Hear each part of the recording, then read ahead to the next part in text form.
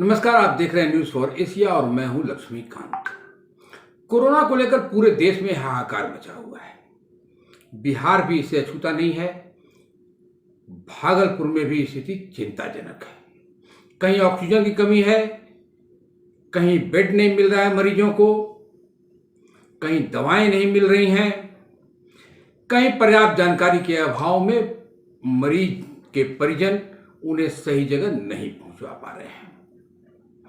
लेकिन ऐसे में भी भागलपुर में कुछ कोरोना वॉरियर्स ऐसे हैं जो इस मुश्किल वक्त में अपने जान की परवाह किए बगैर दूसरों की मदद में पूरी तरह से लगे हुए हैं। इसमें वे सोशल साइट्स का भी भरपूर सदुपयोग कर रहे हैं, अच्छा उपयोग कर रहे हैं। हम ऐसे ही कुछ कोरोना वॉरियर्स के बारे में आज चर्चा करेंगे। सबसे पहले हम नाम लेंगे संतोष दुबे जी का। संतोष दुबे जी बॉम्बे में हैं, मूलतः भागलपुर के ही रहने वाले हैं। उनके भाई डॉक्टर निशिकांत दुबे गोड्डा से सांसद हैं। मुंबई से भी संतोष दुबे को भागलपुर के लोगों की चिंता है और बहुत से लोग उनसे बड़ी उम्मीद में उन्हें फोन भी करते हैं। संतोष दुबे जी इस संकट के दौर में देर रात भी यदि किसी का फोन उनके पास आता है तो वो उसकी मदद के लिए अपने सारे संपर्कों का इस्तेमाल करते हैं और हर तरह से उन्हें भागलपुर में आसपास भी यदि कोई है वहां भी मदद उपलब्ध करा रहे हैं। इसी कड़ी में हम दूसरा नाम लेंगे टिंकू यादव का। टिंकू यादव समाज सेवा में भागलपुर में काफी सक्रिय हैं। गरीब बच्चों की पढ़ाई से लेकर के और चाहे वो बाढ़ का दौर रहा हो या पिछला कोरोना का दौर रहा हो, पूरी मदद के लिए सबकी वह हमेशा आगे रहे और इस बार भी वह कोरोना मरीजों के लिए भागलपुर में देवदूत बने हुए हैं।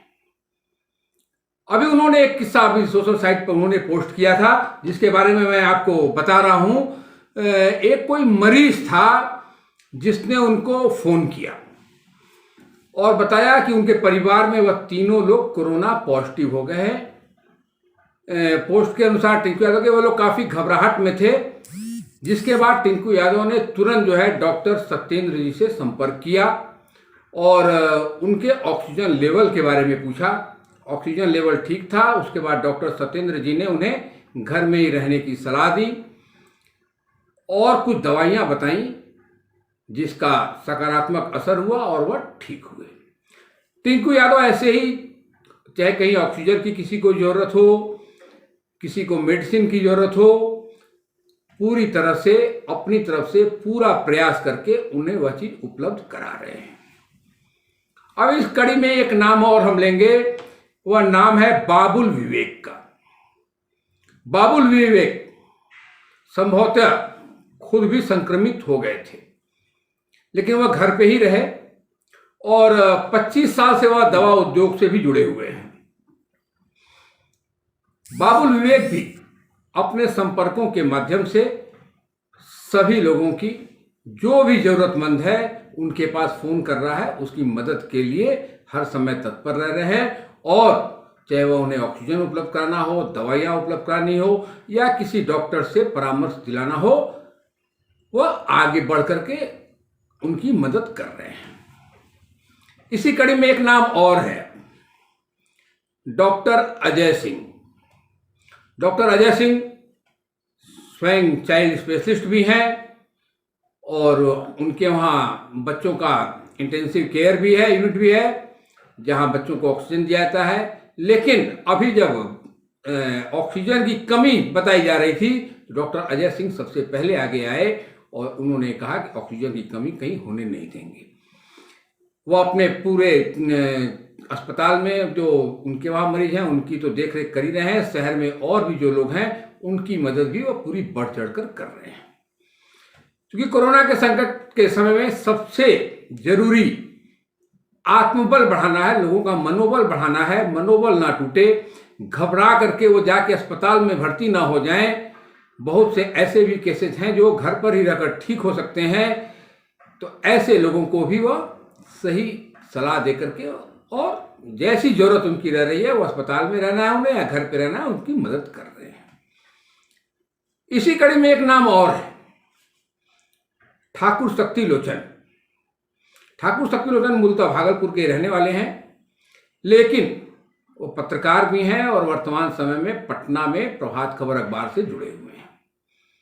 लेकिन ठाकुर शक्ति लोचन अखबार के काम के अलावा इस कोरोना संकट में अपने संपर्कों का भरपूर सदुपयोग कोरोना पीड़ितों की मदद के लिए कर रहे हैं। चाहे वो अफसरों से बात करनी हो, डॉक्टर से बात करनी हो या सामाजिक संस्थाओं से बात करनी हो, यदि उनके पास किसी का भी फोन आता है, किसी मरीज के परिजन का, और वह किसी तरह की आवश्यकता अपनी बताते हैं, तो वह ठाकुर शक्ति लोचन भरपूर तरह से उनकी मदद करते हैं। भागलपुर में और भी कई कोरोना वॉरियर्स हैं, राहुल मुकेश हैं, और भी कई लोग हैं। बड़ी लंबी फहरिस्त है, सबकी चर्चा मैं अगली कड़ी में करूंगा। लेकिन ये वो नाम हैं जो इस समय कोरोना मरीजों के लिए देवदूत बने हुए हैं, लेकिन बहुत से लोग इसका नाजायज फायदा भी उठाने की कोशिश करते हैं। तमाम ऐसी भी सूचनाएं आई कि कुछ लोगों ने इन लोगों को फ़ोन किया और ऑक्सीजन सिलेंडर की मांग की, और उन्हें ऑक्सीजन सिलेंडर की ज़रूरत नहीं थी। बाद में पता चला वो ऑक्सीजन सिलेंडर बेच रहे थे। तो हमारी भी आप लोगों से अपील है कि यदि कुछ लोग आपकी मदद के लिए निस्वार्थ भाव से आगे आए हैं तो उनके साथ छल न करें, बल्कि उनका सहयोग करें। और मैं इन कोरोना वॉरियर्स को न्यूज़ फॉर एशिया की तरफ से बधाई देता हूं, और बहुत बहुत इन लोगों को धन्यवाद भी देता हूं कि इन लोगों ने इस संकट की घड़ी में जो बीड़ा उठाया है, यह अनुकरणीय है, दूसरे लोगों के लिए भी प्रेरणा स्रोत है। और आप अपने काम को ऐसे ही करते रहें, भागलपुर शहर को भी संकट से उबारें। नमस्कार।